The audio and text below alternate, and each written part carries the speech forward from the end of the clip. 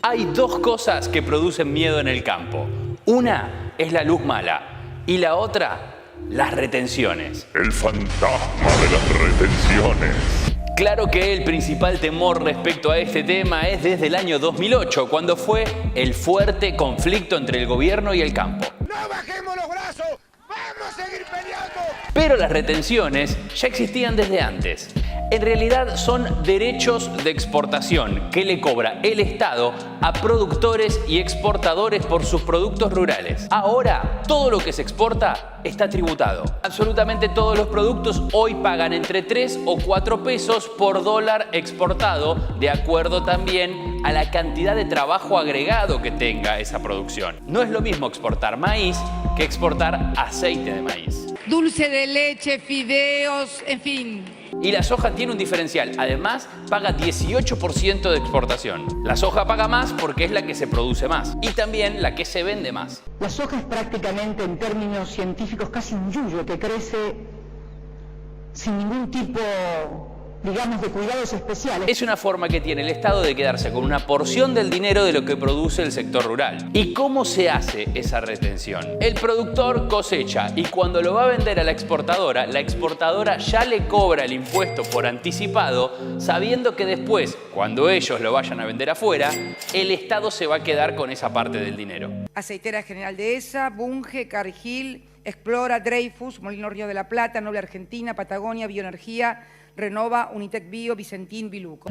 El exportador se lo quita el productor y al exportador se lo quita el Estado. Los grandes jugadores del país en materia de todo. Hoy se está discutiendo si Alberto Fernández va a retocar este esquema. Nosotros no estamos aumentando las retenciones hasta aquí.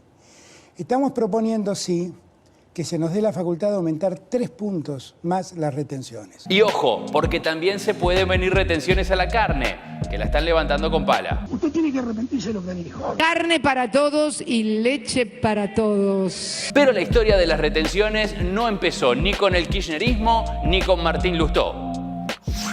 Todos los que están del otro lado le vamos a cortar la cabeza. En verdad, el origen a la retención de las exportaciones empezó cerca del año 1862, bajo el gobierno de Bartolomé Mitre. Y fue para acelerar el ingreso a las arcas del Estado Nacional en el contexto de la Guerra Nacional contra el Paraguay, borrando de alguna manera el federalismo financiero. Estamos como en la década, en el año 1840, cuando el país unitario saqueaba las provincias y aquí vamos al mismo camino. Quiere decir que ustedes lo que producen maíz o trigo en Santa Fe, no importa que sea en otra provincia, se lo va a quedar el Estado Nacional porque tiene que juntar recursos para afrontar la guerra. Durante varios años se dejaron de aplicar, por ejemplo, en la década del 20 y la década del 30. Pero a partir del peronismo, el Estado pasó a tener un rol mucho más presente respecto al tema de las retenciones a las exportaciones. El campo no fue abandonado como algunos han dicho. Se creó el Instituto Argentino de la Promoción del Intercambio, IAPI, que además poseía una junta reguladora de granos, que básicamente lo que hacía era establecer por parte del gobierno a cuánto le iban a comprar la cosecha a los productores. Era un intermediario directo. Lo compraban al precio que decía el gobierno y después lo vendían al exterior a un precio que, por supuesto, beneficiaba mucho más al Estado. Cuando yo me hice cargo del gobierno, el trigo se pagaba a 6 pesos el quintal. Y cuando dejé el gobierno, el trigo se pagaba a 60 pesos el quintal. El IAPI operaba como el único comprador en el mercado interno a los precios fijados por el Estado. A fines del 55, la Revolución Libertadora puso cerca de un 25% de derechos de exportación. Y a lo largo de la década del 70 fue variando, pero en general el valor de lo que se cobraba por exportar productos al exterior era bajo. Únicamente se iban modificando para contrarrestar las devaluaciones. La inestabilidad económica de los años 70 hizo que se volvieran a incrementar los valores de los derechos de exportación. En el 72, por ejemplo, se establecieron los derechos especiales móviles, que en ningún caso de todas formas podían exceder el 15% del valor, que igual es un montón. Estas medidas se aplicaron simultáneamente con varios cierres de exportaciones, hasta que en el 76 la dictadura militar eliminó todas esas restricciones. Hay muchos sectores que protestan, están ligados a Martínez de Hoz, a esto, al otro, que hay que hablar con la verdad. Hay muchos sectores que están ligados a intereses que trajeron el modelo neoliberal en la Argentina. El gobierno de Alfonsín también recurrió a los derechos de exportación para hacerle frente a la crisis. Eliminaron las retenciones al trigo y al maíz en el 87, pero las tuvieron que volver a restituir en el 89.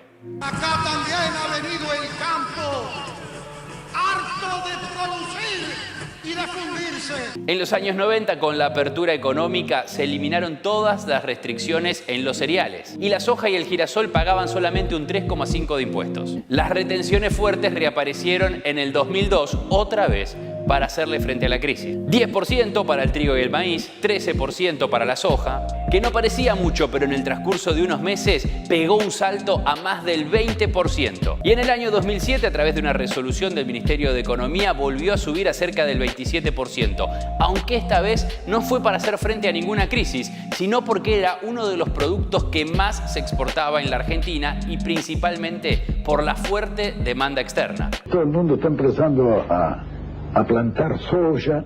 Decía aquella resolución que la rentabilidad del campo de todas maneras estaba asegurada. Pero después de las elecciones del 2007, el gobierno se cebó y estableció para el maíz 27%, para el trigo 28%, para el girasol 32% y para la soja 35%. Y Martín Lustó finalmente dio el golpe de gracia cuando instaló las retenciones móviles. Y entonces se comenzó a discutir una salida, una solución, y fue el de las famosas retenciones móviles. Esa era la famosa resolución ministerial 125, que desató el conflicto con el campo. Ya no era retenciones sí o retenciones no. Luego vino una sequía y el gobierno redujo algunas de esas cargas impositivas y pasaron varios años sin tocar el impuesto. Cuando Macri ganó en el 2015, eliminó las retenciones para el trigo, el maíz y la carne, y a la soja le bajó 5 puntos, quedó en 30%. Y a producir más trigo, más maíz, más carne, todo lo que somos capaces de producir. Todo tiene cero, todo para adelante, no hay más excusas. En el 2018 anunciaron que este impuesto a la soja lo iban a seguir bajando de a 0,5%. Pero después pasaron cosas. Vino el Fondo Monetario Internacional, hubo que bajar el déficit fiscal y dentro de ese esquema se eliminaron todas las reducciones de retenciones. Materias primas, sino que pasar de ser el granero del mundo al supermercado del mundo. No creo que la retención sea un impuesto inteligente y que nos genere futuro, al contrario. Suspendida la rebaja para el aceite y la harina y eliminado el diferencial de la soja. Alberto Fernández arranca con este esquema. Las retenciones no son bajas, pero el campo sigue siendo uno de los principales motores de la economía argentina. Que ver es como, yo quiero terminar con la discusión con el sector agropecuario. Quiero que crezcamos, que nos ocupemos de crecer y de avanzar. Alberto Fernández deberá hacer este equilibrio entre sacarle el pie de encima al sector rural, pero cobrarle los impuestos que corresponden.